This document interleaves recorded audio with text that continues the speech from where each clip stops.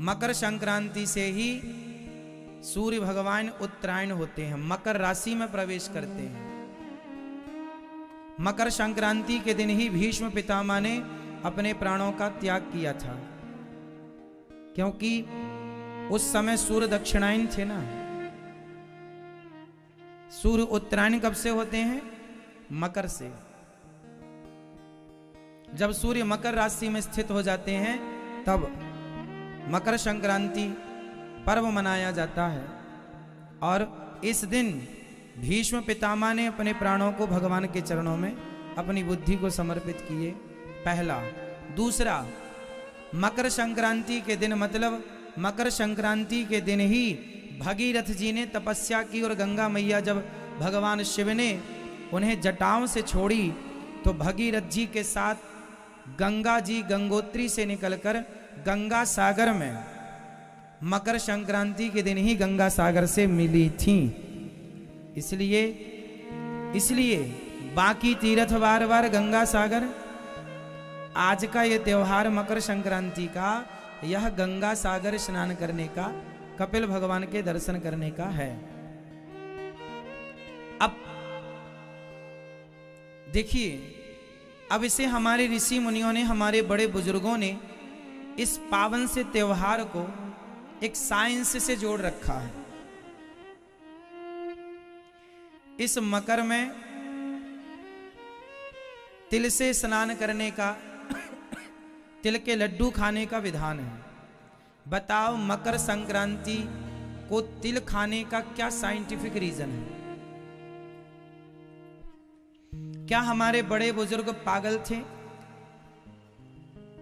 यदि पढ़े लिखे थे, समझदार थे, तो क्या मैसेज देना चाहा उन्होंने? बताइए बताइए, तिल की तासीर कैसी होती है? तिल का स्वभाव कैसा होता है? तिल बोलो, कैसी होती है तिल? गरम। सफेद तिल में, व्हाइट तिल में सबसे ज्यादा कैल्शियम होता है। ब्लैक तिल में भी होता है कैल्शियम, पर व्हाइट तिल में सबसे ज्यादा क्या होता है? कैल्शियम होता है। और तिल की तासीर कैसी होती है? गरम। और माघ का महीना चल रहा, मकर संक्रांति, ठंडा है, तो ठंडे मौसम में गरम तिल गुड़ के साथ खाने का विधान है। गुड़ भी गरम, तिल भी गरम, ताकि आप सर्दी से बचें और आपका शरीर स्वस्थ रहे। एक त्योहार से आपके स्वास्थ्य को साइंटिफिक जोड़ रखा है। हमारे हर त्योहार में कुछ ना कुछ खाने का विधान है, और सब कुछ ऐसे खाने का नहीं है, विशेष खाने का है। ऐसा नहीं है कि ऐसे ही हो गया ना, कारण है। तिल गरम होती है, और अक्सर आपने देखा होगा सर्दियों में सूर्य भगवान का दर्शन कम होता है, मतलब बॉडी में सूर्य भगवान की किरण कम पड़ती है, तो विटामिन डी और कैल्शियम की मात्रा हो जाती है शरीर में कम। सर्दी में सूर्य भगवान छिपे रहते हैं, कहीं कोहरा है, कहीं कुछ मौसम बदल रहा है, तो सूर्य भगवान का दर्शन कम होता है। कहीं कहीं तो सूर्य भगवान हफ्ते हफ्ते नहीं दर्शन हो पाते। तो हमारे शरीर में सूर्य का प्रकाश ना पड़ने से विटामिन डी की कमी हो जाती है।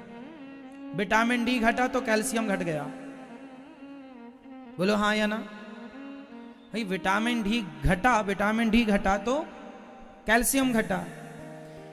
इसलिए हमारे ऋषि मुनियों ने इस माघ के महीने में तिल खाने का विधान रखा कि आप तिल खाओ।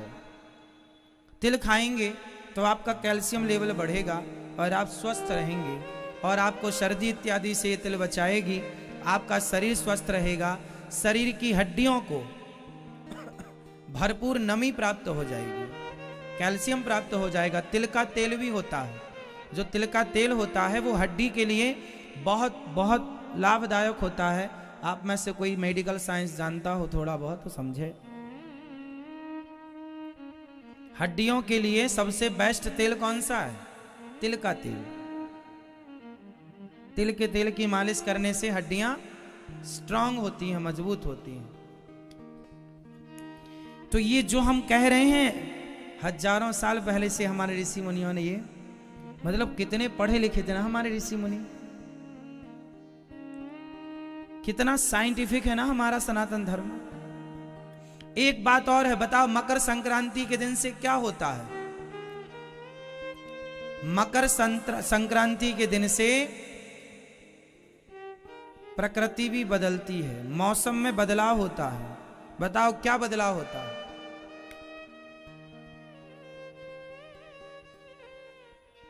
मकर संक्रांति से दिन बड़े होने लग जाते हैं, रात छोटी होने लग जाती है। और एक चीज, मकर संक्रांति से सर्दी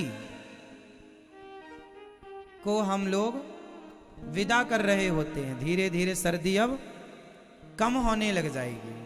आपने देखा मकर संक्रांति आते ही मौसम में बदलाव आप महसूस कर रहे हैं। आज से 10 दिन पहले कितनी ज्यादा सर्दी थी, 5-7 दिन पहले भी बहुत सर्दी थी। पर देखो धीरे धीरे मतलब हमारे ऋषि मुनियों ने एक एक चीज को पकड़ा है कि इस दिन से देखो परिवर्तन है। दिन बड़ा होने लगा, रात छोटी होने लगी। वैसे 25 दिसंबर से ही दिन बड़े होने लग जाते हैं, पर वह बड़ा दिन मिनटों में होता है। कुछ मिनट, कुछ सेकंड से वो स्टार्ट हो जाता है, प्रक्रिया वहां से प्रोसेस शुरू हो जाता है। बट आज से विशेष परिवर्तन हुआ, इसलिए मकर संक्रांति। तो मकर संक्रांति में स्नान दान की बड़ी महिमा है। मकर संक्रांति में तिल के लड्डू बना करके दान करने की महिमा है।